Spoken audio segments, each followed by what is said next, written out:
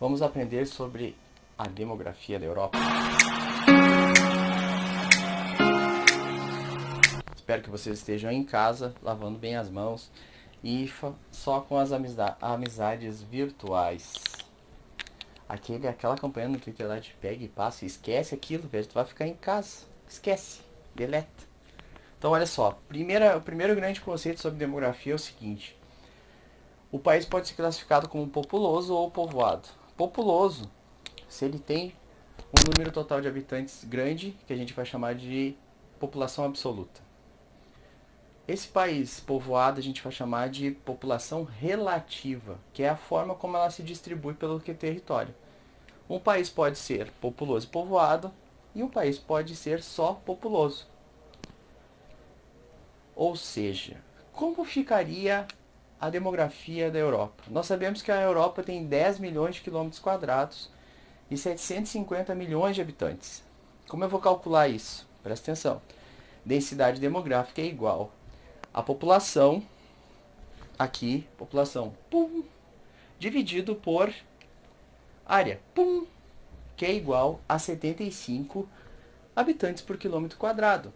Essa é a densidade demográfica do continente europeu. A gente sabe que à medida que nós vamos nos aproximando do Ártico, vai ficando mais frio. Um clima mais frio. Quanto mais frio, menos quantidade de pessoas. Eu tenho, por exemplo, uma densidade demográfica de 25 mil, mais de 25 mil pessoas por quilômetro quadrado no Principado de Mônaco. E tenho só 81 pessoas de densidade demográfica na Alemanha.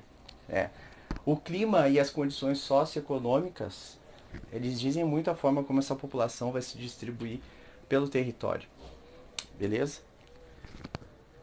Essa diversidade de pessoas espalhadas pelo território, elas vão gerar afinidades, que são as culturas e que são as línguas. Esse é um recorte muito importante do continente europeu, porque a gente tem 3 grupos linguísticos importantes que vão dominar depois todo o nosso planisfério, que é as línguas derivadas do latim, as línguas derivadas do germânico e as línguas derivadas do eslavo. A gente vai fazer um trabalho de pesquisa sobre isso que eu vou te pedir nos próximos dias. Beleza? Essas línguas vão fazer com que as populações que falem esse grupo idiomático, de idiomas, idiomático eu não sei se está correto para esse momento, mas beleza. Eles vão se aproximar e vão fazer com que haja nichos dessa língua naquele determinado território. Então, se a gente pegasse o mapa da Europa e começasse a ver em quais países falam determinadas línguas, tu vai ver que são muito próximos os países agrupados por línguas, especialmente na Europa. Beleza? A gente tem um problema. Não é um problema, não. Na verdade, ter idosos não é problema, mas para o governo é. A gente tem o envelhecimento da população europeia. A taxa de natalidade vem diminuindo cada vez mais.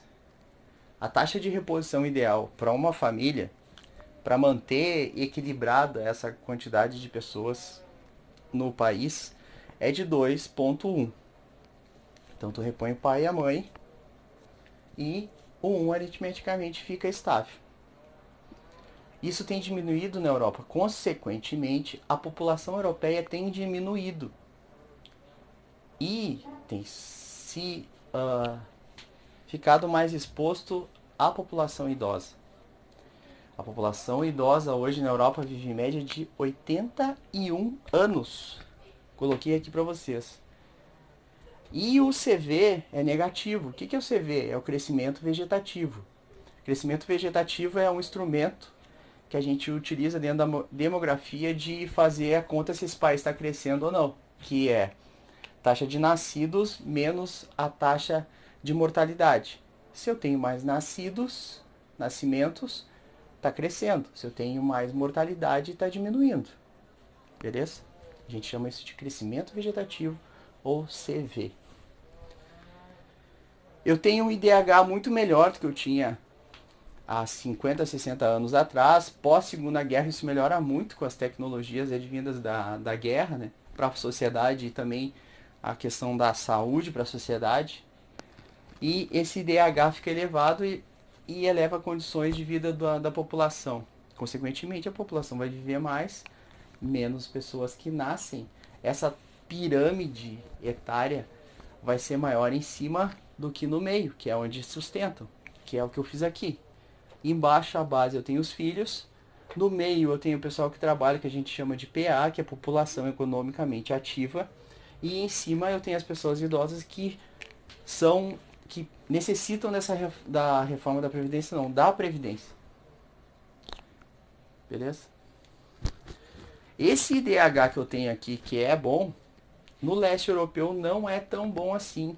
E a média de vida do leste europeu também não é tão alta assim. Porque eu tenho vários conflitos na região onde era a antiga União Soviética. E também eu tenho uma questão de clima muito severo, que a gente vai ver mais pra frente.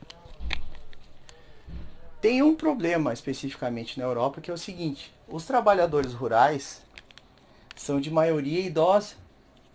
As pessoas jovens vão para as cidades trabalhar com tecnologia ou serviços.